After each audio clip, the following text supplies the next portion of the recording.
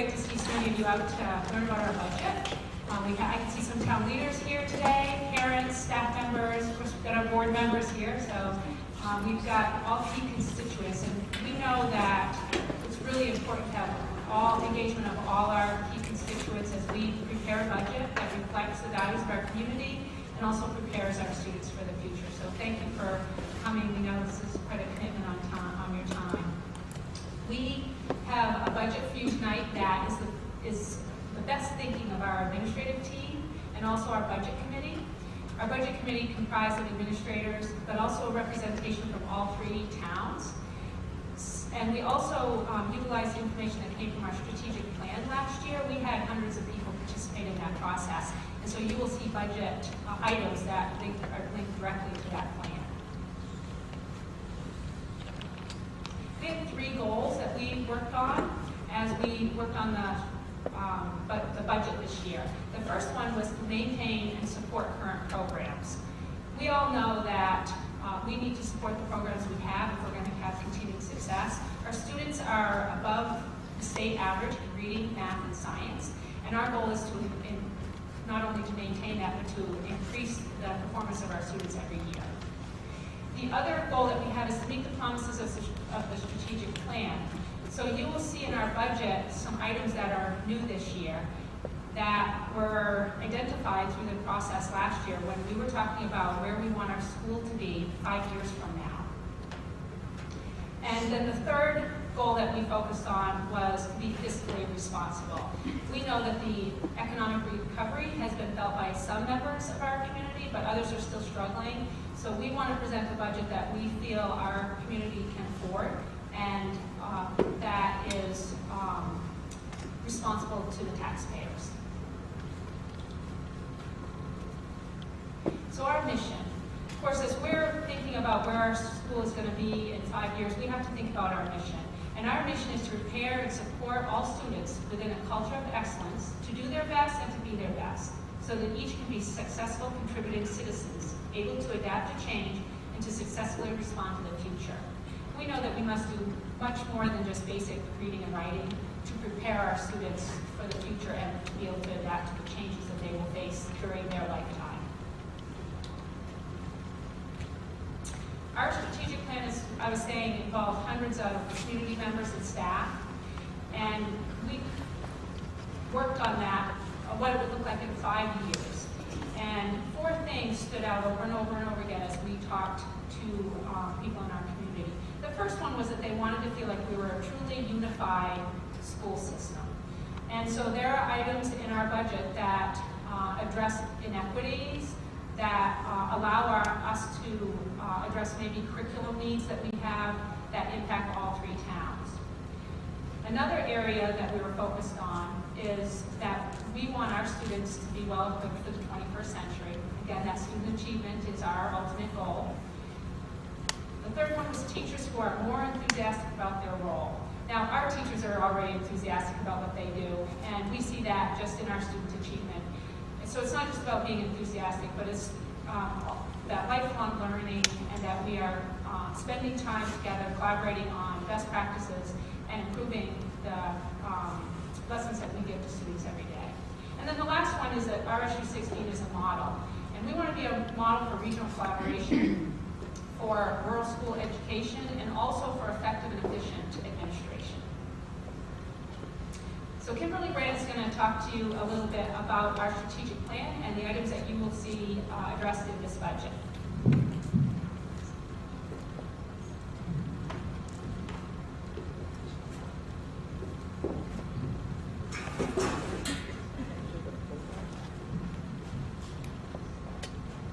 Good evening.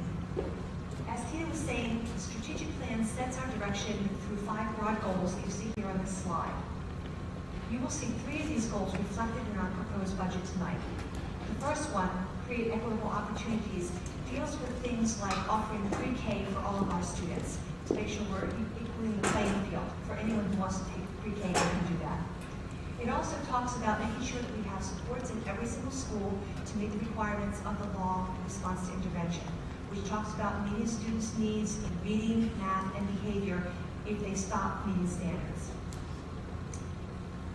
B is probably our #1 priority, high quality staff and instruction. We know that teachers have the greatest single impact on student learning.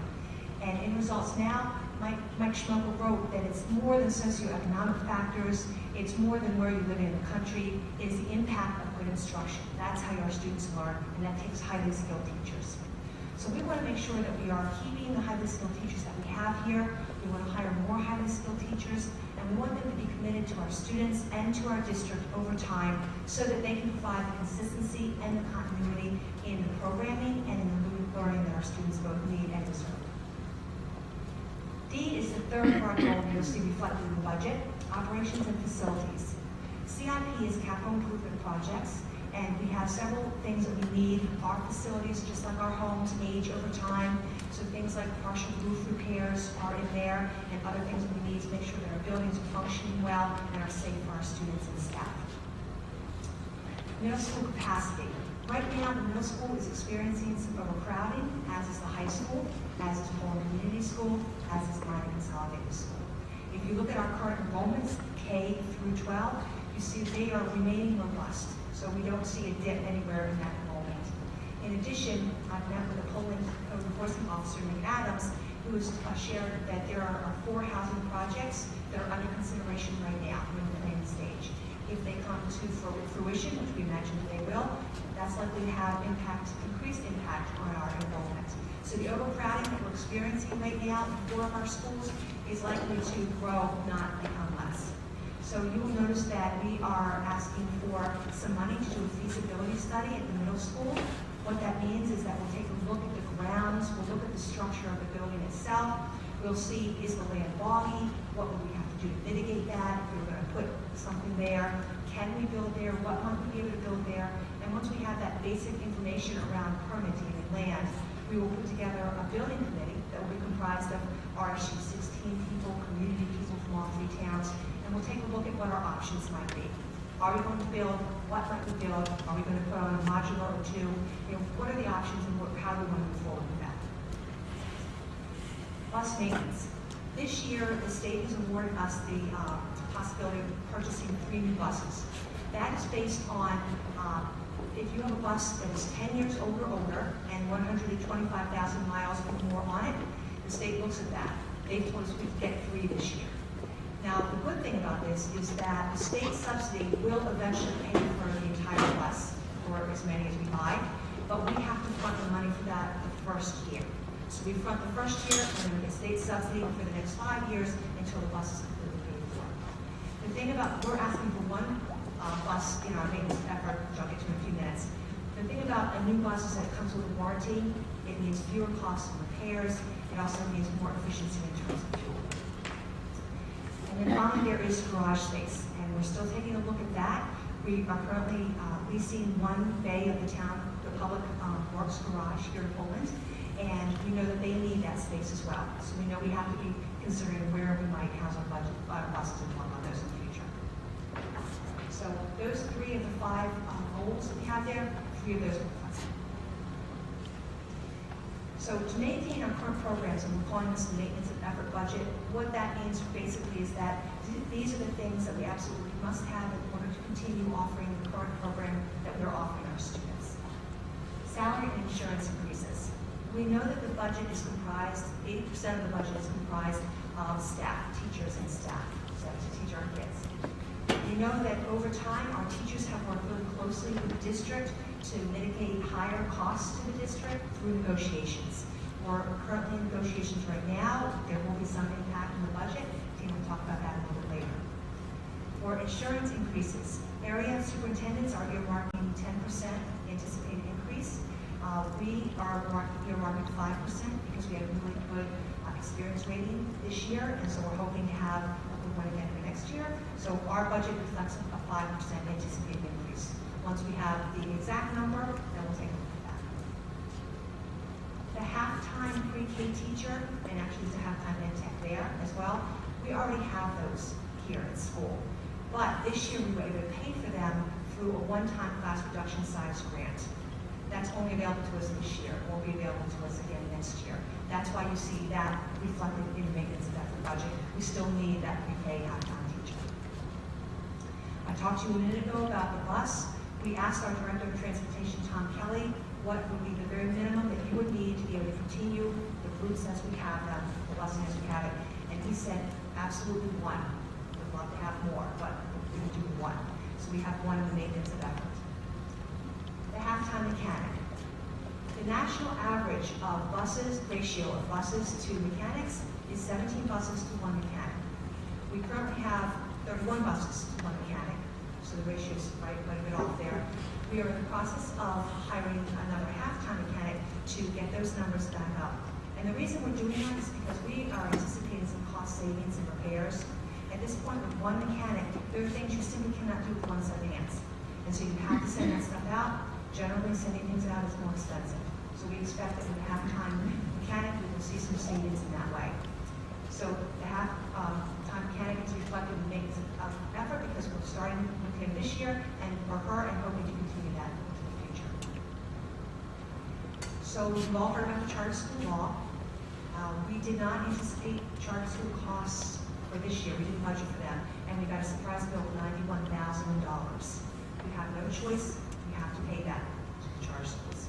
So because of that, and because charter schools are increasing the grades they're offering for students, we're anticipating we might have a few more students who choose to go to a charter school as well. So we are earmarking some money in the maintenance of effort budget to make sure that we don't get a $91,000 surprise again next year. Science books and equipment.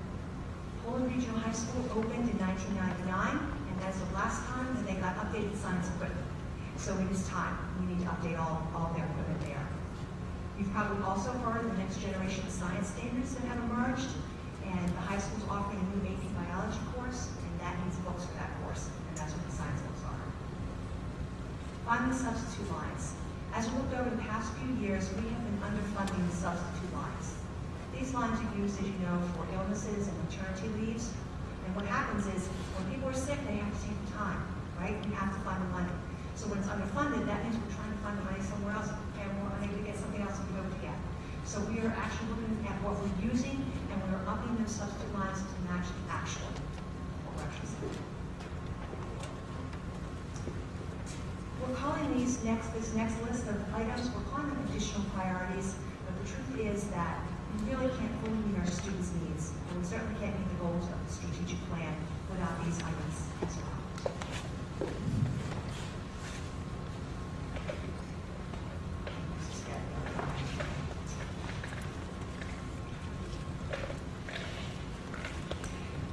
Important for everyone to know as well that Tina worked closely with administrators and directors throughout the district because we began with what we felt like we absolutely had to have, and then Tina would call us together and we had to whittle that down and reprioritize. We have to be fiscally responsible. What do we absolutely have to have on that list? So that list has been moved down to what you see here. So a grade 4 teacher. Right now at PCS, the grade 3 class is large. There are 24 to 25 students in each of those classes. We're asking for a 4th grade teacher to put that class size down to a better ratio of students to teachers. We also are asking for a half-time special ed teacher at Minot Consolidated School. Currently, we have one special ed teacher who works with all of the identified students at Minot. That means that that one teacher has to communicate with and collaborate with teachers in every single grade level to help meet the needs of those identified students. It's a really difficult caseload. That's why we're asking for a half-time additional special ed teacher to help meet the needs of our identified students. The strategic plan, I forgot to tell you, you notice that the strategic plan is referenced after each one of these items, just so that everyone's aware that they're clearly linked to that plan that the district created. The gifted and talented teacher, the A2E there, the strategic plan asks us to take a look at our GT programming and to fully staff that. So as we looked at that, it's changed a little. GT, used to hear about GT for reading and math. Now, GT services, gifted and talented services, are not just reading and math, they're also visual and performing arts, science, and social studies. So we have one full-time gifted and talented teacher currently. She's focusing on math in 4th, 5th, and 6th grade. We want to expand that further to literacy. We, of course, have all the subject areas, so we're asking for another full-time teacher in order to meet that identified population of students. That will be a lot of coordinating and consulting with teachers to make those needs met. The next item we're asking for is a behavior mentor K-12. If you've watched the board meetings on TV or if you've attended them, you've heard us talking about the increasing numbers of students who are exhibiting challenging behaviors. Response to intervention, I mentioned earlier, which is a law that requires us to make sure that students who are not meeting standards in reading, in math, and in behavior, that we have interventions, that we're putting things in place to make sure that students get the support they need to be able to meet the standards. The Behavior Mentor K-12 would work closely with teachers who are experiencing students with behaviors and figure out strategies to use, interventions to use, help develop behavior plans, and make sure that those students can access their education, and make sure that all of their classmates are also able to access their education as well. The next two items on here are also closely related to response to intervention. I'm actually going to start with the assistant principal, 3/5 at PCS. We currently have an assistant principal 3 days a week at PCS. PCS has almost 500 students. Years ago, there were 2 full-time administrators at PCS, and we cut that down. And we feel like we cut too deeply there. Because as you know, the assistant principal does a lot of work with students and helping teachers work with students and meeting the students' needs. It's behaviors and problems don't happen just 3 days a week, right? So we need somebody who's there full-time to really help teachers and help students and to meet the law, the RTI law. So we are asking that that 3/5 time at PCS be expanded to full-time position. And that brings us to the middle school. The middle school currently has 2 days a week an assistant principal. What we're asking for is that we would no longer have an assistant principal at the middle school at all. Instead, we would hire a teaching position that would be a half-time RTI coordinator who would work with teachers, work with student interventions, set plans, and support students there, and half-time dean. We know from Rachel Simmons' research and other researchers that middle school is a time when negative peer interactions really begin to peak. We really need support there on our climate and student behaviors and working with groups. So we would no longer have an assistant principal at the middle school at all. We would have this teaching position who would then be able to be there for 5 days a week. So again, 2 days a week means that 2 days a week you've got the help that you need. The other 3 days, we don't have help. We are also asking to increase a special ed teacher at PRHS. Currently, it's a 2/3 time. We're asking to increase it just 1/3 time. And what that will do is give Carrie more flexibility to have teachers co-teaching some math classes, which means that identical students will be able to access more mainstream math classes. Very important to help them be with their peers and to make the standards. Here's where we've got the second bus in. Again, just a reminder that the state subsidy will cover the cost of the bus, but we have to fund for the first year. But again, a warranty, lower cost of repairs, better fuel efficiency, and so it makes a lot of sense fiscally. Oh, and I think that's me. Okay.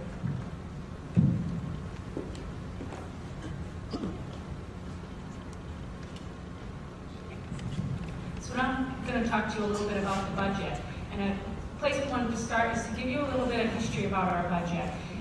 You can see that starting back in 2008, our budget was close to $22 million.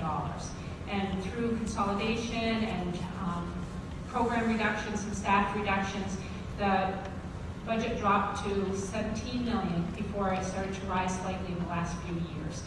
And I think it's really important for our community and our staff to see those numbers, because quite often you'll hear out in the community that the school budget keeps going up every year, and for us that's not reality, so we wanted to share that with you. And again, this is just another perspective of that, bar graph of where the budget has gone and what it looks like this year. So per pupil expenditures. For RSU 16, we are about $1,200 below the state average per pupil. So when you figure 1,841 students times 1,200, that's quite a lot of money that we are not spending on education that the average community or the average district in Maine is spending. And one of the things with this chart, you can see we're pretty consistent. Back in 2009, 2010, we're about $1,000 below the state average. So it hasn't changed too much over time. This last year, 12-13, it looks like there's been a big jump in expenditure from this chart. The reason that is it's a different data point. There was no official data for the 12-13 year, but on the data warehouse that the DOE has, these were the figures. So I would predict that they may be accounting for the money just slightly different than the other 3 data points were, because I don't believe there has been an increase in the average state funding for the 12-13 school year. So another reason that we've been able to keep our budget low, or that it has dropped since the 22 million, is that our staff have really been collaborative in keeping the increases low, especially during those times when we were having difficulty passing school budget. So in 2011, all staff took furlough days. 2012, staff salaries were frozen. 2013, teachers received a 1% increase without steps, and in 2014, this year, teachers received a 2% increase but without steps. The other way that this budget has been decreasing over time is that we have had staff reductions and also some program cuts. We've started to reinstate some of those, and you remember we added the pre-K position last year. We also added music back in for K-2, which was lost during, again, those fiscally difficult times. So our proposed budget for this year, I'm going to explain this the best I can. It's a little bit complicated, but if you look at the first row, it talks about our state subsidy. This is the money that we are receiving from the state, what their allocation is. You can see that in 2014, this school year, we received $9,457,000. That was our initial subsidy that was voted on by the voters. This year, we're getting $10,080,000. So we've got quite an increase for this year, which is partly due because we have increased enrollment, but also there is some increase in our free and reduced lunch rate and some other things that impact that number. If you'll look down to the totals for our state subsidy, what you're going to see is the difference. It says $623,000 increase. That's a little bit deceptive because after the town voted on our budget, the state released $238,000 more dollars. So our actual increase over what we received from the state last year is $385,000. Again, this is actual to what the town voted on. So, as I said, I wanted to explain that a little bit because it is confusing. We also, if you go down in the middle, you'll see some tuition money. We see fund balance. We use some of our savings to help reduce the impact on taxpayers. This year, we're proposing to increase the amount we're pulling from that to $275,000. For miscellaneous revenue, this year we had the benefit of some laptops that we were selling to staff members and to students. That money, of course, won't be there next year, so we have a slight reduction in what we're bringing in from the additional revenues. The bottom line is what is required of our local community to raise. So to get the state subsidy, $10,080,000, the state says this year we have to raise $8,030,000. So that's the first required. That's the minimum standard the town has to raise. Of course, not many school systems can stay within that minimum amount. Most schools are between 5 and 10% above that amount, which is about where we are. We're about 6% above the minimum amount. Our community raises, last year raised $1,204,000 above the minimum standard, and this year we're asking for $1,456,000 above the minimum standard. And you will see the difference there is about $251,000. Here's a little bit of information about where those funds are being spent. Insurance rate increase, when it's budgeted at 5% increase, is $126,000.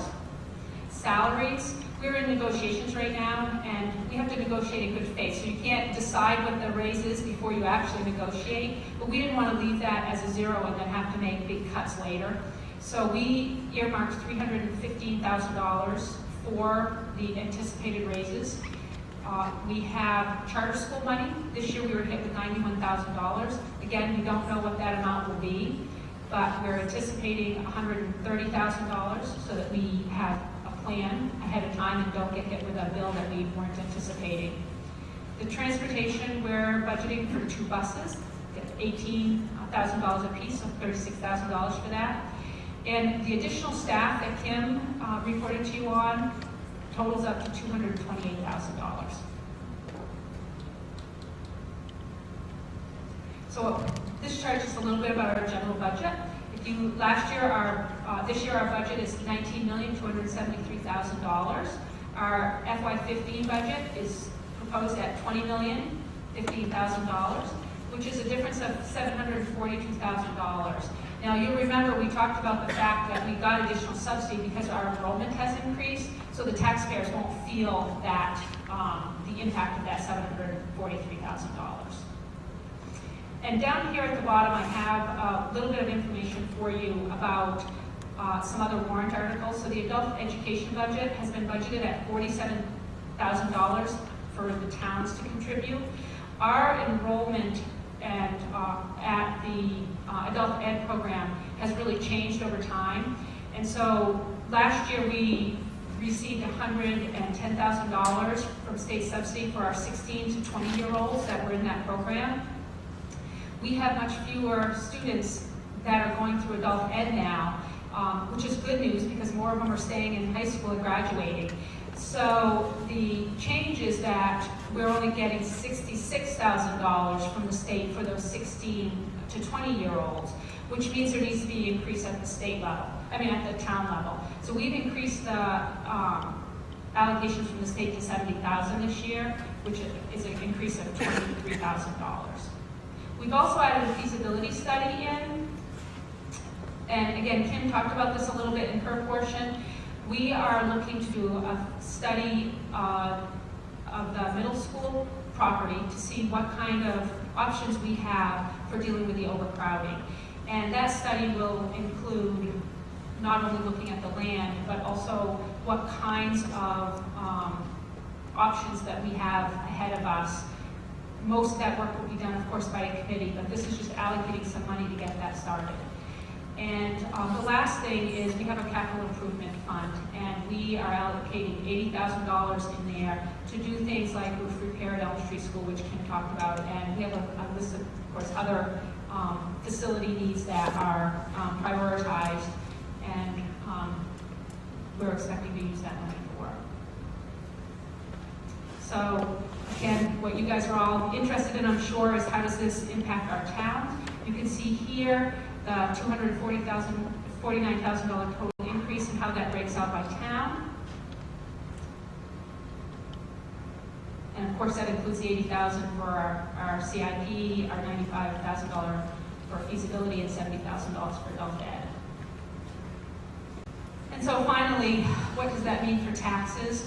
For a house of $100,000, it'll be a $24 increase in Mechanic Falls, $23 increase at Minot, and a $22 increase at Poland, which again, as you see in a monthly change of around $2 in each town, $2.06 at Mechanic Falls, $1.94 at Minot, and $1.90 at Poland. So we feel like with this budget, we've met our 3 goals. We've put items in there that really help maintain and support the current programs that we have, supports the staff that we have. We've also included items that were identified through the strategic planning process that were priorities for where we want to be in 5 years. And we feel like this budget is fiscally responsible. We feel like our communities can support the $2 per month increase in their taxes to support the vision that we have for our school. So that's the basics of our budget tonight, and I'm willing to take questions and answer anything that I can about the budget. Yes? The $80,000 from the CIP fund for the current fiscal year, is that all been used? So I'm going to repeat your question just so that when we post this, people can hear it. The question was, has the CIP money that we have this year, which was $80,000, been totally used? That money has not totally been used. We have about $66,000 still left in there. And our CIP priority needs with the the roof at Elm Street and the other items, comes out to about $105,000. So with this $80,000 and the 66 that we currently have, that would leave us with about $35,000 for an emergency. So we feel like that's kind of the bottom. We're a little bit concerned about how little money there is for the emergency rather than the prepared regular maintenance we have. But again, we're trying to be fiscally conservative and did not want to burden our taxpayers with too much of an increase. In the future plans, have you tried to look into building up a recurring fund so that you can build up a fund so you're not doing a $105,000 project this year and having to come up with the money this year to start building up a fund? Can you say that again? Are you looking to try to build up a CIP fund for projects in the future instead of trying to do it each year? That would be ideal. If we, if we had additional funds and we felt like voters would support it, we would really like our capital improvement line to be higher. We know that even just one boiler goes down, or we have a roof problem, $35,000 doesn't cover an emergency. But again, at this point, we've included in our budget the least amount we think we can do and still have it be an adequate amount for the school, assuming that there's no major catastrophe. Any other questions?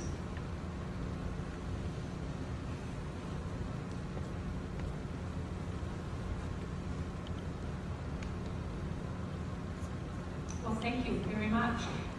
We'll be here for a little while. If you would like to come up and ask us any questions personally, feel free to do that. And we really appreciate all of you coming out tonight. Like I said, it's great to see parents and community members here learning about our budget. So now that you have more information, hopefully you can go back out and share the information with your neighbors and friends. And I'd also like to let you know that we will be posting a presentation on our website. So if you know people who can't get out in the evening to attend one of these meetings, we encourage you to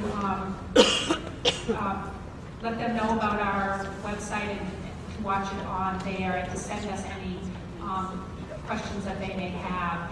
And also, we do have another presentation tomorrow night in Minot Consolidated School, so if there are local people who weren't able to come tonight, they are welcome to come tomorrow. It'll be the same presentation.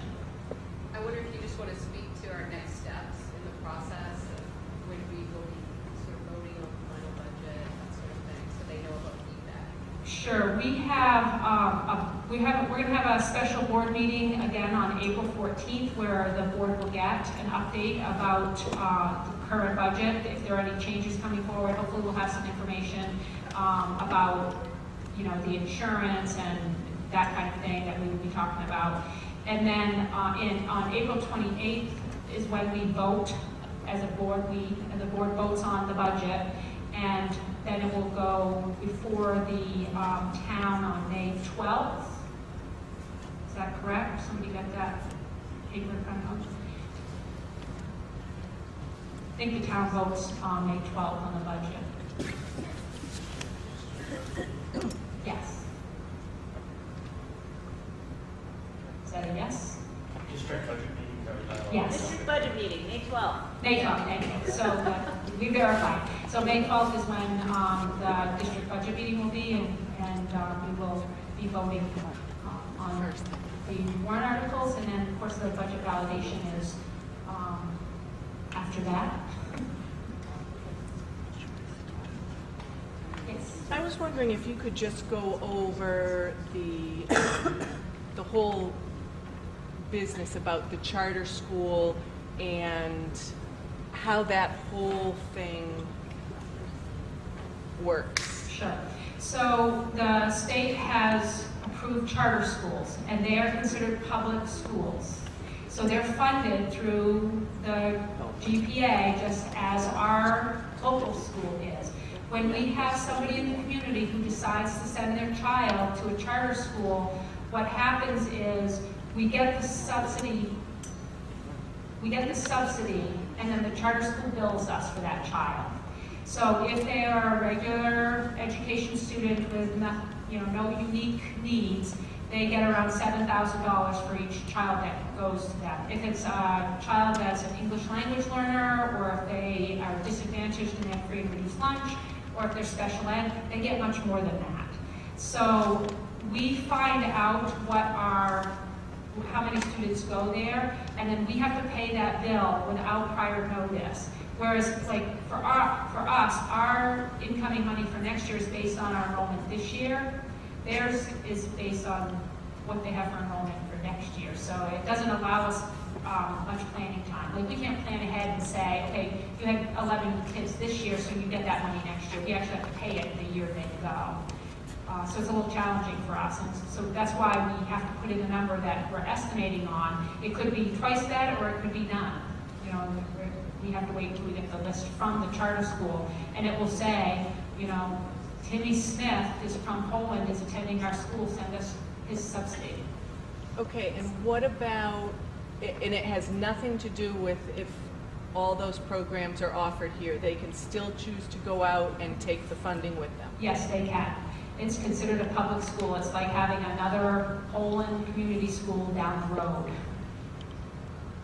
Yes. Who's responsible for the transportation if somebody's going to the charter school? I'm not exactly sure how that works. I know that the charter school gets some of our subsidy for transportation, and they get some subsidy for assessments, and they get some subsidy for technology.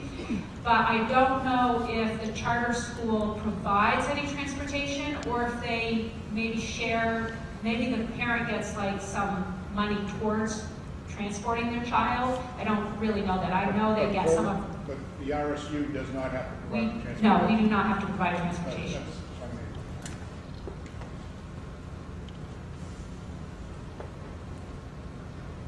Any other questions? Well, thank you. Have a good evening.